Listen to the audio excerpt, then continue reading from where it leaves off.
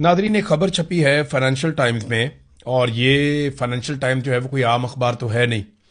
یہ بین الاقوامی سطح کا ایک منجا ہوا اخبار ہے، اور اس کے اندر خبریں جو ہیں وہ بڑی ٹھیک ٹھاک چھان بین کے بعد چھپتی ہیں۔ تو ایک انہوں نے، کیونکہ دنیا کی سب سے بڑی سٹوری ہے کہ اس وقت ایران اور امریکہ کے بیچ میں جنگ بندی ہو رہی ہے، اور سوئٹزرلینڈ کے اندر اس معاہدے کے اوپر دستخط ہونے جا رہے ہیں۔ وہاں پہ امریکہ کی قیادت بھی جائے گی اور ایرانی قیادت بھی آئے گی، اور یورپ کے پرفضا مقام میں سوئٹزرلینڈ میں یہ سب کچھ ہوگا۔ انہوں نے جو سٹوری کی اس پہ عاصم منیر صاحب کے جو حمایتی ہیں وہ بہت بھڑک اٹھے، بہت غصے میں۔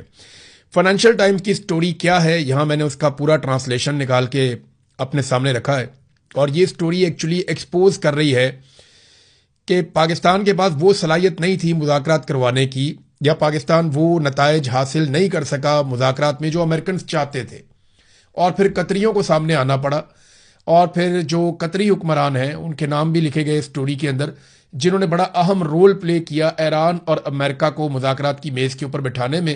اور ایک نتیجہ نکالنے میں۔ ایسا نہیں کہا گیا سٹوری میں کہ پاکستان ناکام ہو گیا،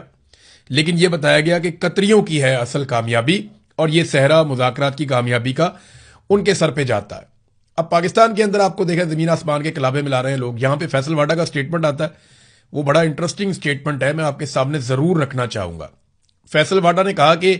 فیلڈ مارشل عاصم منیر نے معاہدے کا مسودہ تیار کر کے ٹائپ بھی خود اپنے ہاتھ سے کیا۔ یعنی یہاں پہ اس طریقے سے گیم اٹھائی جا رہی ہے، لگاتار جوتے پالش ہو رہے ہیں کہ عاصم منیر نے دنیا کو جنگ سے بچا لیا اور عاصم منیر نے یہ مذاکرات کروائے۔ لیکن فائنینشیل ٹائمز کی سٹوری کچھ اور کہہ رہی ہے۔ اب دنیا بھر کے جو جریدے ہیں، اخبارات ہیں، وہاں اس کے اوپر تبصرہ کیا جا رہا ہے، اور بہت بڑے بڑے لوگ، بڑے تگڑے لوگ جو ہے وہ اس کے اوپر اپنا موقف بھی دے رہے ہیں۔ سٹوری کیا ہے پہلے آپ وہ دیکھ لیجئے، آپ کو سمجھ آ جائے گی۔ سٹوری یہ کہتی ہے کہ جی امریکہ اور ایران کے درمیان حتمی معاہدہ قطر نے کروایا ہے یا پاکستان نے کروایا ہے، اس پہ فائنینشیل ٹائمز کی ایک بڑی سٹوری ہے۔ معاہدہ کیسے طے پایا، یہ ہے جی مین چیز، اور اس کے اندر انہوں نے پوری سٹوری میں لکھا کہ کتنے اتار چڑھاؤ آئے۔ کئی مرتبہ معاہدہ بالکل قریب پہنچ جاتا تھا اور پھر ایک دم لڑائی ہو جاتی تھی۔ شروع میں پاکستان اس کے بیچ میں آیا، اور پاکستان نے ایک ثالث کے طور پہ کام کیا، جبکہ قطری، مصری اور ترکی جو ہے وہ پاکستان کی مدد کر رہے تھے، لیکن پاکستان مطلوبہ نتائج حاصل کرنے میں کامیاب نہیں ہو سکا۔ چند گھنٹے تو ایسے بھی رہے کہ جس میں قطری ثالثوں کو یقین کرنے کا موقع مل گیا کہ شاید اب بہت مشکل ہوگا، اور کئی دفعہ انہیں ایسا لگا کہ شاید اب مشکل ٹل چکی ہے۔ پھر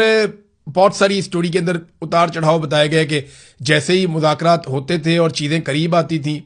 ویسے ہی دوبارہ سے امریکہ یا اسرائیل پھر سے اٹیک کر دیتے تھے، کبھی ایران جوابی اٹیک کرتا تھا۔